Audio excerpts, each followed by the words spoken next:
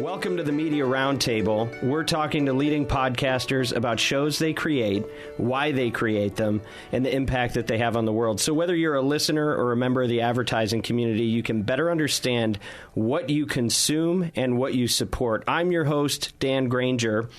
Today we're joined by fellow Podcast One host Bridget Phetasy, who is host of several things, including the acclaimed podcast Walk-Ins Welcome. Welcome, Bridget. Thank you. Thank you for having me. So we have a lot to cover. We got a lot of ground to cover here. You are a podcaster, a YouTuber, a political commentator, writer, and you have your own online community, which I want to learn a ton about. But let's just start at the beginning. Who is Bridget Phetasy? Wow. I mean, that's an hour-long conversation, too. It's a word I made up, my last name. And it was originally a brand that I started, Phetasy. It was a word I made up that meant when reality becomes parody, which did not make sense in 2005 and makes a lot more sense now. When I originally came up with this, it was originally a greeting card company and T-shirts. And we were making cards. My logline is cards that say what the other cards are thinking. I'm still planning on doing it. It was I come from a broken home. And there was never a card for, so congratulations on your engagement. When are you due? Is a good example of one. Just all of those life things that are not necessarily expected or great or going to rehab. I was in rehab, so there's nothing like... There's no good rehab cards. No, yes, you can have a rehab but there should be. There absolutely should be. And so this is still something that's on our burner. It's just, I was very young when I started this. I didn't have a business plan. As I was talking about before we even started recording, I'm not necessarily organizationally inclined. And I went bankrupt at pretty much 28 years old. And kept the website up, but used it mostly just as a blog. I had been writing this whole time and traveling around. I drove around America selling T-shirts out of the back of my car and kept writing, moved to LA, wanted to be a writer, and then took because it was the dawn of social media in 2005, 2006, and because I made this word up, I took it as my last, and because I'm a deeply suspicious person, I took it as my last name for social media. I was like, well, I'm trying to get the word out. I might as well use it as my last name. It stuck for my social media, which I liked. And then I started doing stand-up and took it as my stand-up name because at the time I started doing stand-up, I was teaching yoga privately and at a school and working with autistic kids, so I needed some separation. Wow. Yeah. Wow. Well, you have to have a special... I have a special needs daughter, so I know that takes a special type of DNA to do that. I love it. Yeah, there are people that it will make them crazy, and then there are people that are like wired for that, but it's a very special gift that most of us do not have naturally, but that's super cool. And by the way, I mean, you've been prophetic on a couple of things, it seems like, but... so I was telling you, we have an ad agency, Oxford Road, and we've been working with, hundreds of direct-to-consumer brands. Like, we were working with Dollar Shave Club when it was novel that they could ship. Yeah, we don't do business with them anymore, but like at that time it was a big deal. Right. And somebody's going to mail you razor blades. Like that was disruptive, right? Yeah. And like over the years, every vertical you can think of has been disrupted so that like the Hallmark version, now there's a cool one, right? Right. That ends up, getting acquired by Hallmark later. But right. Anyway, cards need to get disrupted and they need to get disrupted like a couple of years ago. Like around the time you were doing it is when that should have happened. So it's really, really cool. And by the way, off topic, I hope you will talk to me when you go back into that business. We're going back soon, actually. That is super, super cool. I think there's a massive opportunity even there. if we do just small limited edition runs, and I still have some of the original ones that we brush them, we dust them off. Yeah. And one was get well soon or die trying, and the disclaimer on it is not to be given. We had disclaimers on it, and one of the disclaimers was, or in the event of an avian bird flu, and we're like, we're kind of out of that one too. Yeah, they're coming back. That's just something that I've really had to learn about taking things one step at a time and just being consistent. And because I went bankrupt, I learned a lot of financial lessons the hard way, and I just don't pay for anything that I can't afford anymore. So Did you do the whole Dave Ramsey thing? What's that? Like financial piece. He's got a show on a number of different platforms where he gives financial advice. But his whole thing is he went bankrupt, and then now he teaches you how to live within your means and like doesn't use debt or anything. Oh yeah, like that. I have no debt. I mean, I lived with no credit for a decade. When you're bankrupt, you can't get credit cards. So I definitely learned. And it really is truly like that rich dad, poor dad idea that I see my wealthy friends who grew up with money. Yeah. They really are taught about money from such a young age. And I didn't get a lot of those lessons, and it showed. Okay, well, let's talk about your vast empire today. Yes, it's vast. Sans. We call it a cul-de-sac. The cul-de-sac, yes. Well, why is it a cul-de-sac? Because it's not really an empire. It's more like a cul-de-sac. Well, okay, but there's some nice properties on that cul-de-sac, as I understand it. Values are up. So you've got a podcast called Walk-Ins Welcome. Yes. Tell us about that. Walk-Ins Welcome actually started when I was working up on a farm in Oregon. And what were you doing on the farm? I mean, we call it goat farming, but I'm not really. You didn't farm the goats. No, on the goat farm. It was just kind of a code word. It was during the gray area between like legal and illegal. Oh, okay. Yeah. So it was awesome. I mean, talk about a world that I never would have ever. A whole counterculture I didn't even know existed, but one of the things I always loved was radio, and we had a pirate radio station that we broadcast out of like an RV in the middle of the woods. What year are we talking? This was like 2012. Yeah. 2011, 2012. Yeah. So you were podcasting and just didn't know it was podcasting at the time. Yeah, but it was awesome because it was just, we didn't record it or anything, so you had to catch it, or there's something very fun about it, and it was live. You know, there's something fun and freewheeling about live radio that it's definitely an adrenaline rush. And this broadcast to the whole community, and people were kind of just trapped doing their work. So I had a show called Walk-Ins Welcome, and it was kind of a tongue-in-cheek joke because when we would be doing all this work, you go crazy. It's repetitive work. And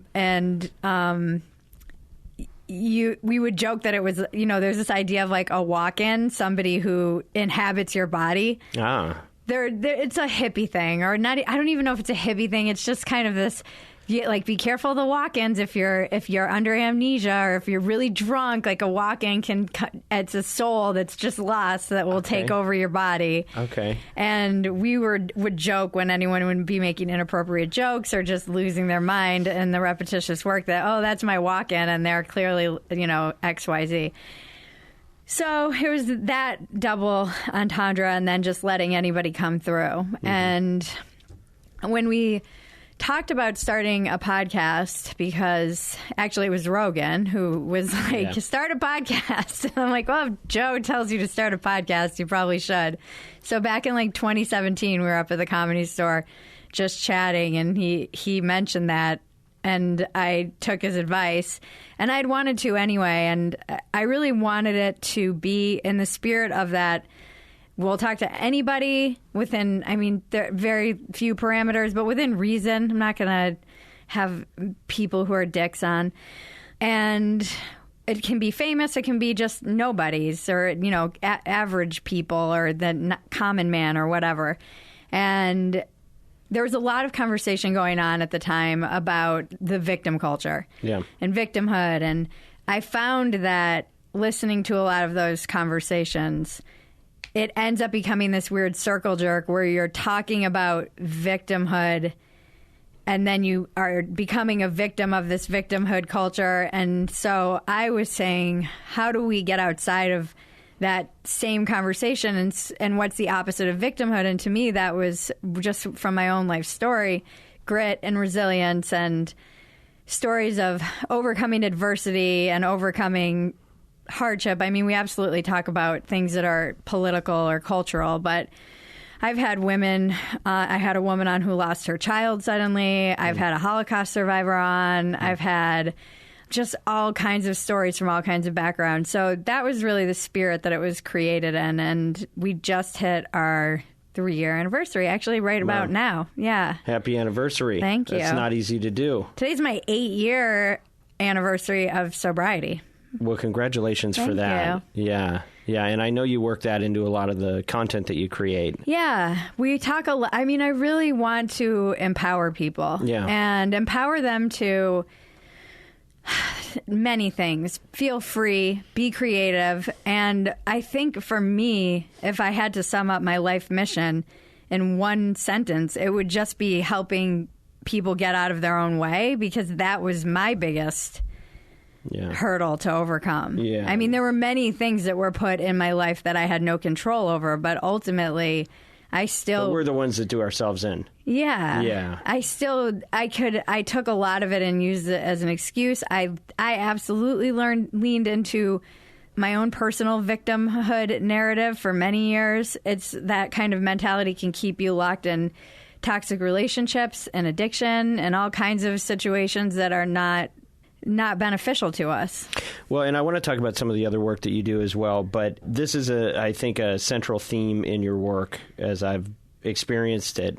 And it feels like you're part of a very balanced movement right now that's very, very important, actually, in this country. And do we want to talk about work that we're doing as important when we're, self-describing? No, but as an outsider, I will tell you, I think it's critical because we come from, we live in a world that wants to be black and white so bad. Mm-hmm. Everything's a Western. Yeah. CNN's a Western, Fox is a Western. It's like there's the black hats and the white hats, and there's no in between, right? And as I've heard you talking about this, on one hand, you're saying, you don't want to give in, you don't want to be defined by your victimhood, and yet you can actually be a victim, and you don't want to diminish somebody's experience of that because it's a real thing. Right. And so, to have this kind of middle way, one of the interesting things about Fox, and we've talked to a ton of ex-Fox people on the Media Roundtable, and the genius of Roger Ailes was that he's the one that kind of did the marketing move where you go, hey, if you can't have the whole market, what's the biggest share that you can get? Mm-hmm. And so you jolt the base, you serve the base, you give them exactly what they want, and you're gonna have the greatest share. Right. But the problem is now everybody reacts, and that's everybody's business model. So you're either far left or you're far right, and you're serving that base. But you don't give any weight to the other side of it. And it feels like what you're doing is something that is very different. And there are a few different people that are, I think, on this train. But you are proving that there is a viable business model in not just picking the most polar extreme and dominating that and acting as though there's not two sides to a story. Mm-hmm. How do you feel about that? I think it's really hard, and I have to check myself constantly. Yeah. And I've talked a lot about how, coming from, just for people who don't know anything about me, I grew up very much in a left-wing family bubble, and I was pretty apolitical. I call my factory settings. I just showed up and pulled the lever and didn't think twice about it, and never really had to argue any of my points because I was surrounded by people who agreed with me for the most part. And I parroted CNN, NPR talking points and thought I was on the right side of history, and had a lot of those just very stereotypical ideas about conservatives and what they were in terms of evil and, When did you meet your first good conservative? I think what happened, and I have a piece coming out about this for Spectator, a lot of people mistake my Little Miss Both Sidesism for some kind of shtick. But what happened was I got sober in 2013. I started writing for Playboy in 2015. I didn't go to college. I was not indoctrinated in this culture war. I was a waitress trying to make ends meet and trying just to be a creative and a writer and writing scripts, and I didn't even know there was more conservative media than Fox and Rush Limbaugh. I had no idea. I mean, one of the jokes people make is that I called it the National Review. They're like, oh, it's so adorable that you call it the National Review, because I guess it's just National Review. And I knew nothing about the conservatives. How dare you, I know. By the way. I knew nothing about the conservative space. I was joking on Michael Malice's podcast about the first time I ever went on his show, how I was on Glenn Beck. He interviewed me just about addiction and all of these topics we're covering. And then we got into some of the cultural stuff, and I was like, did you know that the left can be, what's the word I'm looking for? They just all these things that were so obvious to Glenn, and he was looking at me like, yeah, we're aware of this. Thank you, Bridget, for coming to your senses. And so some of it appears like I was just trying to play both sides, but really it was me stumbling into an ecosystem that I had no idea about and trying to figure out. And then Trump got the election, and I could not tell, is this something that's weird because it's Trump, or is this something that is totally a standard thing and it's just being overblown because it's Trump? And the only place that I could really go to figure that out was particularly like the never Trump ecosystem in conservative media. Yeah. And so I found myself just consuming a lot more. The biggest moment for me was, honestly, I was writing for Playboy and had a very male audience, obviously, that kind of red-blooded American male, and I loved that job. And there was a shooting, and I was on Twitter. It was a school shooting, and I was spouting my mouth off about something, and then kind of realized that I was reading my mentions. And I'm like, I don't know anything about this. Yeah. I don't know how to hold a gun. I don't know what any of the gun laws are. I know nothing about this, and I am having an emotional reaction that is not based in reason whatsoever. So I asked my audience to write me what their thoughts were about the gun control debate. And I got these brilliant essays from people all over the country, really well thought out from really, responsible gun owners. And it really opened my eyes to just how little I knew. And from there, it was just like, I know nothing. And I still continue to feel that way. I feel like in many ways, I've just been growing up in public.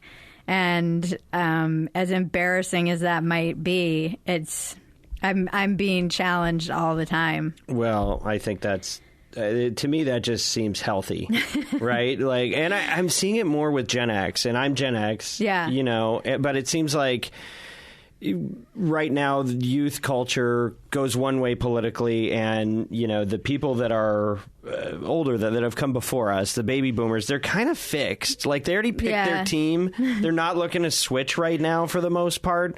But I think that some of us that are at a certain stage of adulthood are kind of like going, maybe it's time to actually start questioning some of these assumptions, right?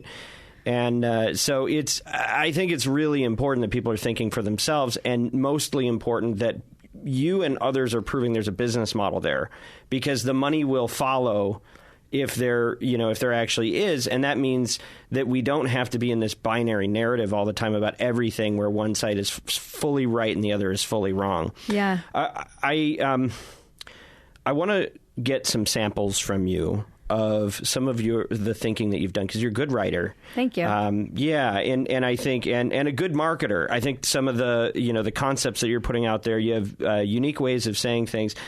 So can I throw out some of the things you've written, and you can just give a little summary of them? Sure. So I think that would help people get to know you a little bit. Well, okay. So you got a lot of attention around the battle cry of the politically homeless. Can you say a little bit about what that is?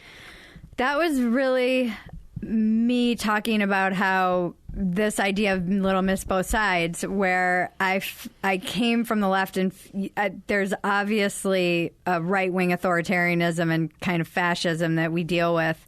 And then I was perceiving this left-wing authoritarianism, and I was seeing it in comedy, in the comedy space. That's really where I first started noticing it. And I just started noticing it with myself, where I was self-censoring. And then I was asking myself, why am I doing this? And it's mostly because I want to get a job in a writer's room or on a late night show, and my peers are all parroting this one thing.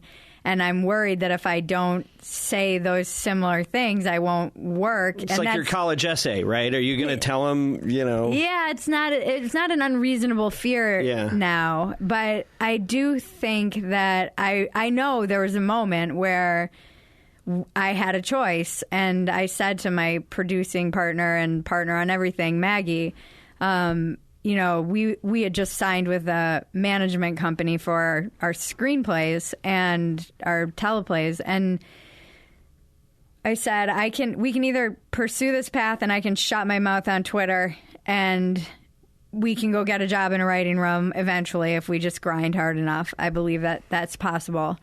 Or I keep opening my big mouth and being honest about what I'm seeing, and we just, and whatever we see where that goes. And the problem that happens, and one of the things you have to be so wary of, or I've tried to be wary of, is you speak out if you're from the left, and then you get kind of ostracized by your own tribe. You're an apostate. And the right wing will kind of be like, oh, yay, a new one. You know, somebody's finally seeing what we're seeing about this authoritarian vibe. And I mean this just by it's weird for me to observe on the left the people who are generally, you know, accusing everyone of being bootlickers to be kind of in alignment with the government, the big tech, big corporations, and having them, you know, that cracks me up when it's like, we're the resistance. The media, the academia, every institution, basically, Hollywood, I could go on. And you feel all of this pressure, I think, and I was definitely feeling it. So I wrote about this in the battle cry of the politically homeless, and it got a huge response. I really had no idea how many people were feeling like they were self-censoring, who were experiencing this in their work and their family, these little micro cancellations, people getting kicked out of mommy groups for wrong speak. Yeah, so that one really, that was instructive. I'm still getting emails from people about it. And and I know you had another one that said you weren't going to vote. I didn't. I hear you. So do you have a message to people that are struggling to accept one side or another to push support? Yeah, this is something I struggle with on my own, because as this has played out, I found Trump reprehensible on many levels. Character. I had a great email from somebody who said, I couldn't, even though I disagree with the left on many of the things I see, and I'm worried about what they'll be ushering in if they have all the power, I still couldn't vote for Trump and look myself in the mirror and say that character mattered. And that really summarized how I had been feeling, that he really didn't affect my life in any huge way on a day-to-day basis. Yeah. And other than everyone around me going insane and losing their minds, but on a tax level, just on a very basic practical level. And I do think he's a symptom of people reacting to a lot of this feeling of encroaching tyranny, for lack of a better word.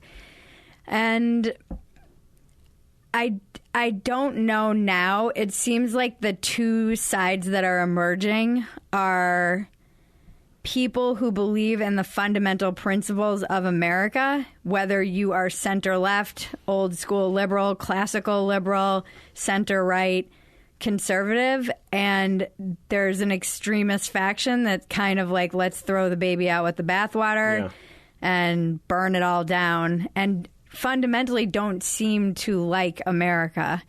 And so that's interesting to me, because I'm not sure how that plays out in voting. You know, for president, it was easy. I could just not vote. I abstained from voting at the presidential level and then just voted down ballot. Yeah.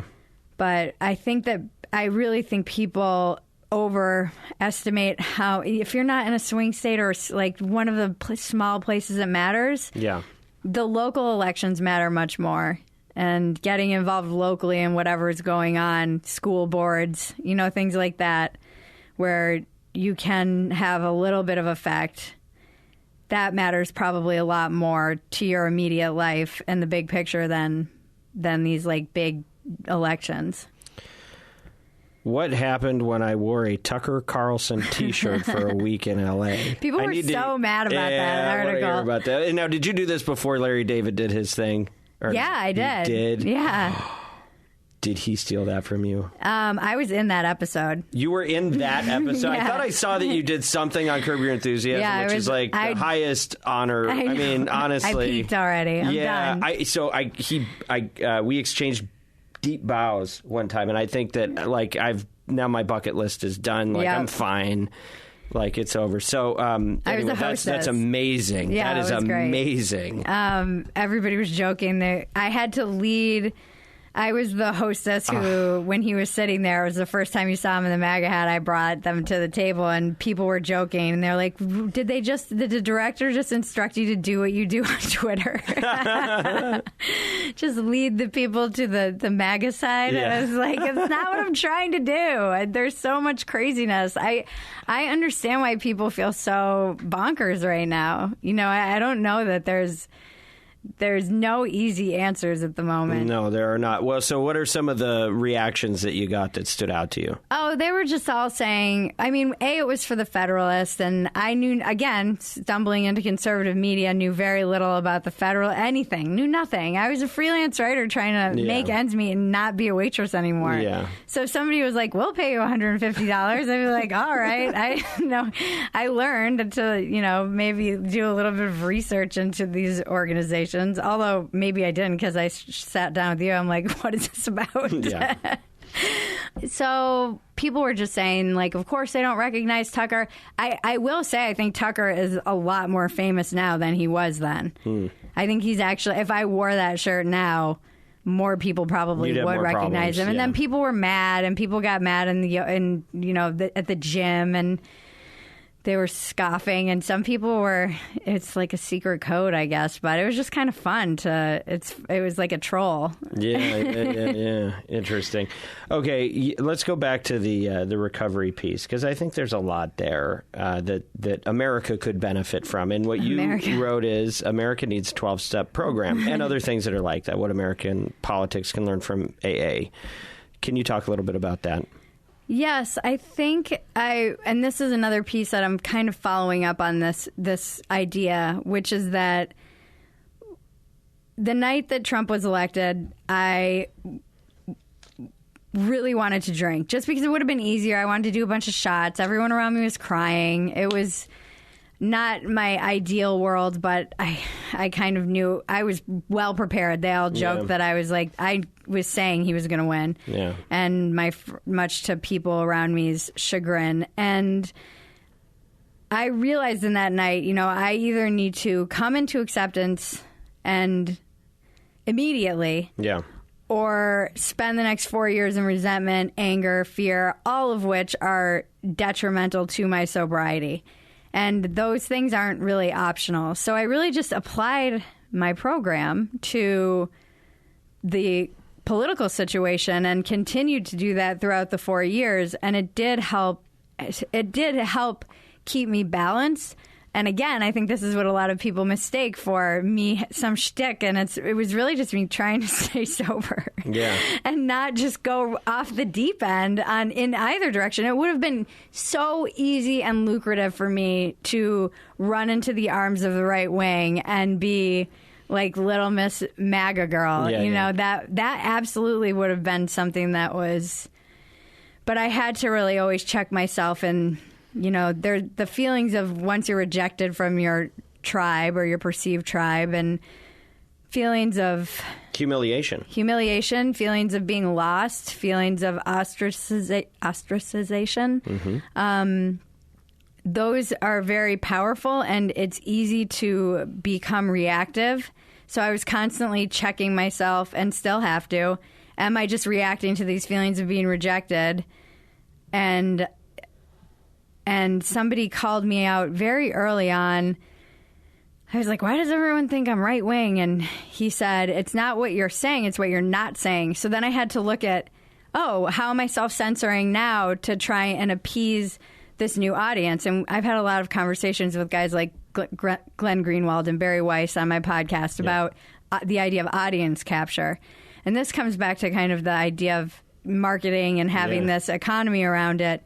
You might liberate yourself from being reliant on sponsors, which can be tenuous if you're in this weird space that I inhabit. But you also now have your own base that you're feeding. You become like a mini Roger.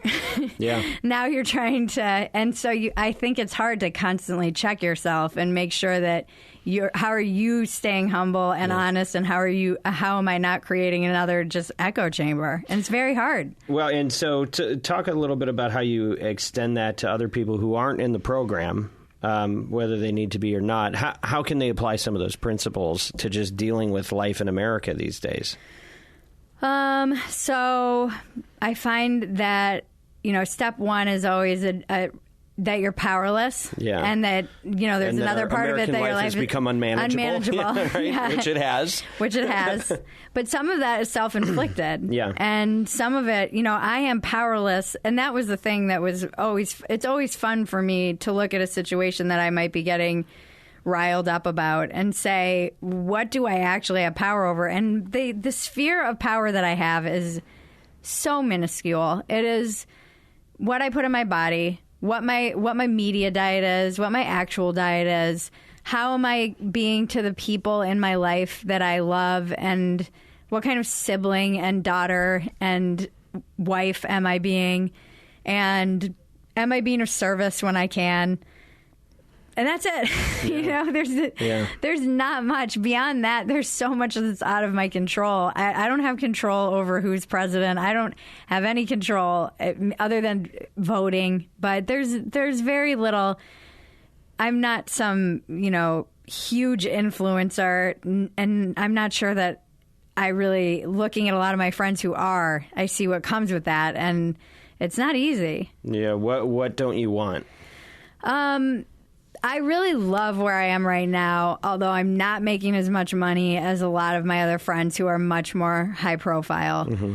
I do love, and I've had people who are much higher profile saying, enjoy where you are because you can still say whatever you want. And every single word out of my mouth isn't being nitpicked to death. Yeah. And so I'm enjoying flying under the radar and being able to have conversations with anybody. And I feel like in some respects, I'm getting away with murder in this culture, but I also think that I've cultivated an audience that is tolerant to hearing lots of diverse kinds of opinions. But if I also ground it in the principles of what do I have power over, and how can I maintain a sense of gratitude and perspective, and how can I really just want other people to be empowered in their own life. I mean, we can get so spun out about this culture war stuff. Yeah. And you're seeing the insanity, in the streets now. Like, people really are going crazy, and there's a mental illness crisis in this country. But our mental illness and mental health really starts with, what are you drinking enough water? Are you getting enough sleep? Mm-hmm. Are you hungry? Are you hungry? Yeah. Are you? Why are we cranky this morning? Yeah, it's very basic. And people aren't taking care of themselves, and will often spin out and have meltdowns and be kind of crazy. And then I think it's much easier to focus outward than inward. Oh, for sure. Everything would be better if they'd change. Yeah. Right? Yeah. Well, and so it kind of defies all of the kind of best practices of corporate media, right? Which is you take your polar perspective and you tell people the fate of America, and therefore the world is hanging in the balance. If we don't win this, right. Now more than ever, this election is about our children and our children's children. Right. So we have to win, and we have to be right, and we have to vanquish the other side. And it's like, does that scale? Like, how well? Like, do we really have that type of power? Like, while we're that's why I say it's important. And if everyone believes they're fighting the battle against good versus evil, and that you can justify anything. And both sides believe this, by the way. Right. No, I know. It's like, how sustainable is that? And we talked about Megyn Kelly a little bit, who we have both just had recent discussions with.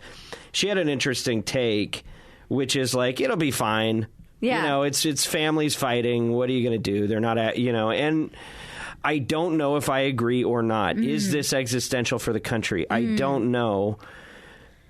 Because I feel like the thing that makes it an existential threat for our democracy is when we assume that it can't be that. But I also feel like both sides are maybe right about the stakes, but very wrong about the approach to solving for it. And don't you fear... See, my fear is the idea of the self-fulfilling prophecy. Yes. So if everybody is saying it's the end of America, and that's why people at the end of the last election, there's all this talk. Both sides were like, "Oh, the election's undermined," and I'm like, I have to believe that the elections are democratic and that they're honest, because if I don't believe that, democracy's already done, and then to what lengths now can we go and justify? I'm going to give you another perspective on that. There's always been issues. Okay, like Nixon, Kennedy, come on. Yeah. I mean, like, there was corruption in that election. It did impact a presidential election. There's been a ton of that. Like, you go back through in the smoke-filled rooms, that shit is real. And so... I expect, and that's, I'm not saying, Trump actually won and using the argument, well, how can you imagine 80 million people voting for Biden, which is like the primary argument that I hear for why it's corrupt. But I'm like, there's always funny business. Somebody's always trying to pull a fast one. And if there's something you want and there's like leverage on the table and nobody's looking, like somebody's going to try to use that. Yeah. So I'm like, I don't think in a way that was material for what we're talking about that it changed electoral college in a way that would have given us a different president. And I'm talking as myself, not on behalf of the show or my company, but I don't see that. But at the same time, I allow for the fact that there can be corrupt elections. This country can go through a lot, and we are elastic. But then you've got this whole, doom and gloom movement, which I get caught up in sometimes. UVA puts out this study a couple of weeks ago, and they say 50% of Trump voters say it's time to secede, and 41% of Biden voters are saying that. It's like, what the fuck? Like, you're self-fulfilling prophecy. At what point do you speak that into reality? But the irony is they think the other side should secede. Well, both they're like, sides. Give us our states and you take yours, and you guys, I don't know how that actually works. Yeah, I mean, Ben Shapiro and I were talking about this morning on the podcast when he came on this morning, and he was like, I just think it's kind of ridiculous, and it's a ridiculous thing to suggest because in practice, what does that even look like? Although it is kind of happening on its own with people voting with their feet. Yeah. So it's a very interesting time in America, obviously. I was saying this on Rogan the last time I was on. I'm fascinated because there's so much movement. There's ideological movement.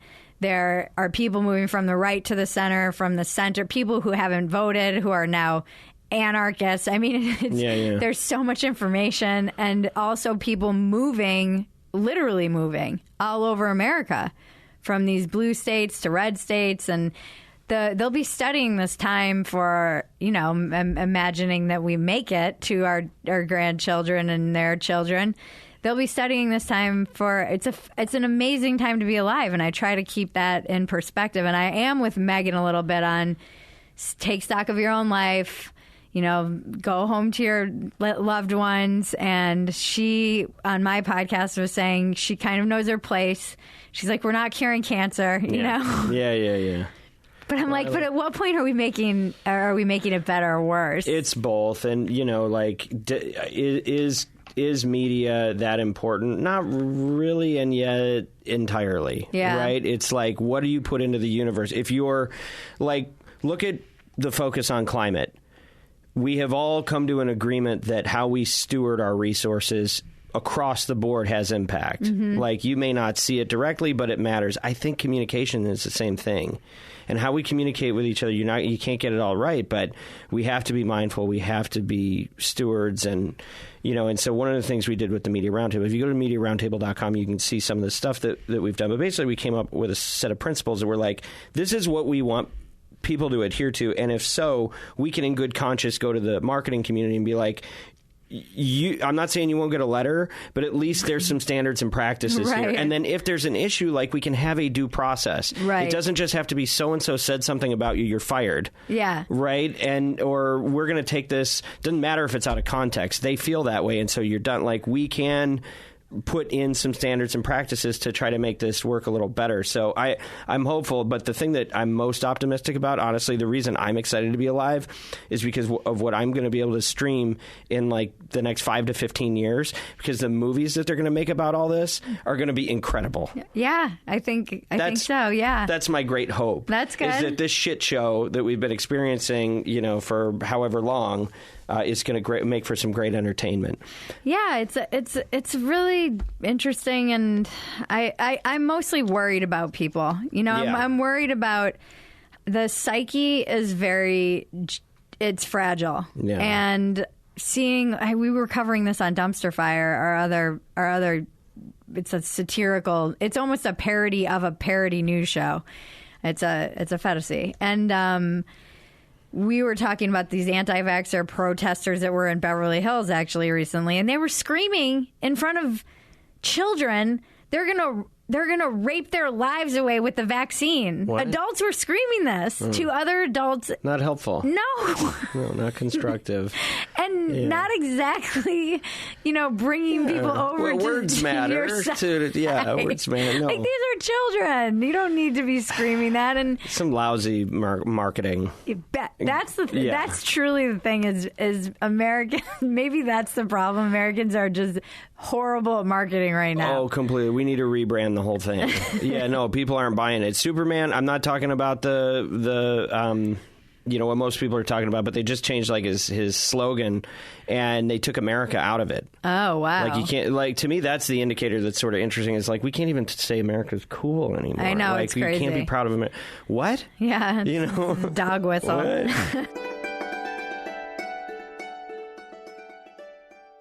So I am not only your grateful host of the Media Roundtable, I am also the CEO and founder of an ad agency called Oxford Road. We are the world's leading independently owned and operated audio agency. And you've probably heard some of our clients in other podcasts that you listen to. Companies we work with include brands like Shopify, NetSuite, Indeed.com, Headspace, Theragun, Quip, and many, many more great companies. What's important about Oxford Road is that not only do we have proprietary ways of helping great brands use audio as their secret weapon to scale into the channel and to see great success and return on investment, but we also are able to do things to help brands balance their business objectives and their brand values, which is not an easy thing to do. It's one thing just to make the ads work. It's another to feel good about what you're sponsoring. The Media Roundtable came out of Oxford Road and a need that we saw in the marketplace that our clients were experiencing. And we've made it an industry initiative to raise the bar on things like truth and civility in media, so that when you are advertising, you can feel good about what you support. If this is something that's interesting to you, you can get in touch with us anytime. And we can start a conversation. Just go to oxfordroad.com. That's oxfordroad.com. And even if you're not ready to talk, you should subscribe to our newsletter, The Influencer, which has a lot of great industry information every week. Free to subscribe. That's oxfordroad.com.